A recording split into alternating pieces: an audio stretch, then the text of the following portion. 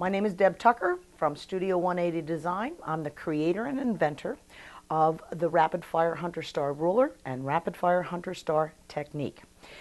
I'd like to talk to you today about some design possibilities that I've created to work with this particular tool. I'm not going to talk to you about the actual construction.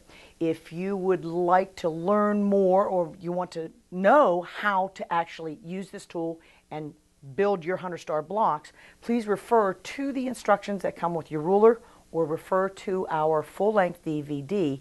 They're going to give you the how to create the different units that are in the Hunter Star block.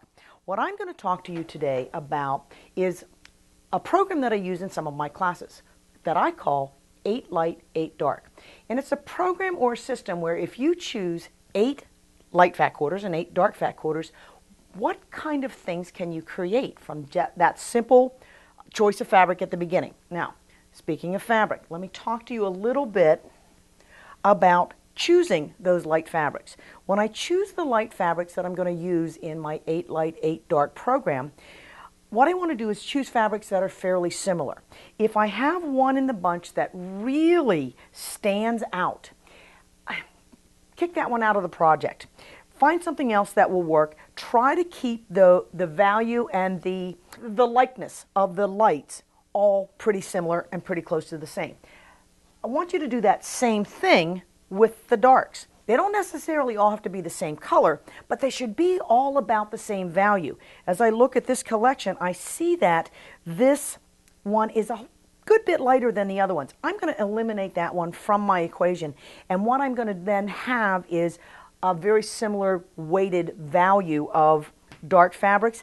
And the other thing I want you to think about doing is when you choose your fabrics, make sure that you have good strong contrast between the darks that you've chosen and the lights that you've chosen. Try to avoid those medium value prints so that you get a good strong contrast to create your different designs.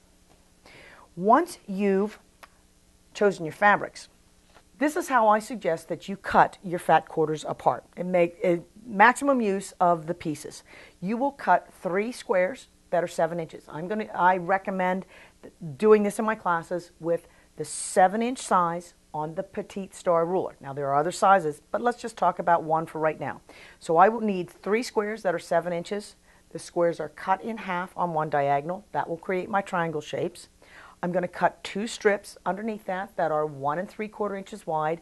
I will cut my trapezoid shapes from those 1 3/4 inch wide strips, and I'm going to cut just 2 strips that are 2 1/4 inches wide. Those will become my diamond strips. Once you've been through the process, you'll know what those shapes are about. There's an extra 3 inches on the piece. If you happen to make a mistake, you've got a chance to fix it and cut an additional strip to be able to work through this process. So once you've done your cutting, done your stitching, done your pressing, and you've actually created your Hunter Star triangles, your piece triangle shapes, you'll be ready to do some designing. But I just want to throw a couple little thoughts your way. Most of the time my triangles look like this, where I've got 2 different colored diamonds on the end of the trapezoid, 2 different colored diamonds on the end of a darks on the end of a light. If it happens that these end up being the same fabric, great. If it doesn't happen, that's okay too. My point is, don't worry about doing a lot of matching. I think the more you mix it up, the better it is. But there are some other design things that I can do before I start to play with these into quilt block layouts or to full quilt layouts. One of the things that I can do, that I did here, was I matched the trapezoid to the triangle. The fabric is the same here. The fabric on the lights are the same here. Do they have to be? No. I can actually take different dark triangles and team them up here. I can team up and mix and match different lights here and here. Are they right or are they wrong? Again, these are just design options. They're not, no one is more right or wrong than the other.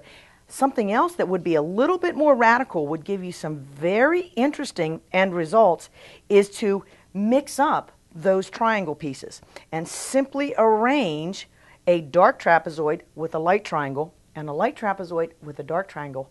Oh my goodness, you've got a whole bunch of different options when you do that mixing and matching. Most of the time, I follow this scenario of matching my dark triangles and trapezoid, matching those two shapes. But remember, keep those avenues open. Normally, when you put your pieces together, the natural inclination is to put a dark triangle with a light triangle.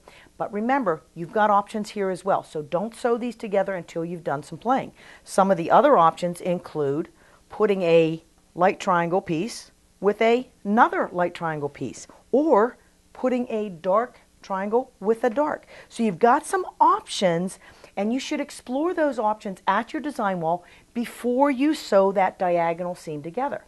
Let's head to our design wall and take a look at some of the things that I've thought about when I was creating these pieces. Let me show you a couple of real-life examples. These two quilts were made with the exact same fabrics, the exact same 8 dark fabrics and light fabrics, but boy, they look very different. The first one is traditional.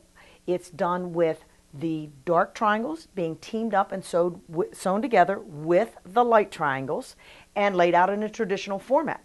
The quilt that you see behind me was made with sewing 2 light triangles together and 2 dark triangles together.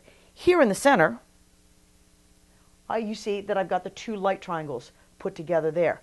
In the border, you can see that I've sewn 2 dark triangles together. Wow, what a dramatic difference from one to the next. I've done a lot of playing with this. Those triangles that you saw at the beginning, I've laid them out in a bunch of different ways. And as I laid them out, I proceeded to take a photograph as well. We've got those photos available to you on our website. It's in our gallery page, and it shows you just some of the different arrangements that you can come up with those piece triangles before they're sewn together. And keep in mind, you do not have to limit yourself to just 8 fat quarters, light and dark. You can keep sewing and sewing. You can make bigger variations. You can do quilt blocks or quilt projects that are 8 by 10. You can do quilt projects that are 12 by 12. Let me tell you, the variations are literally endless. So if you'd like to give this a try, check out your local quilt shop or our website. Pick up your own Rapid Fire Hunter Star ruler and a DVD. With tools in hand, you can go on your own Hunter Star adventure.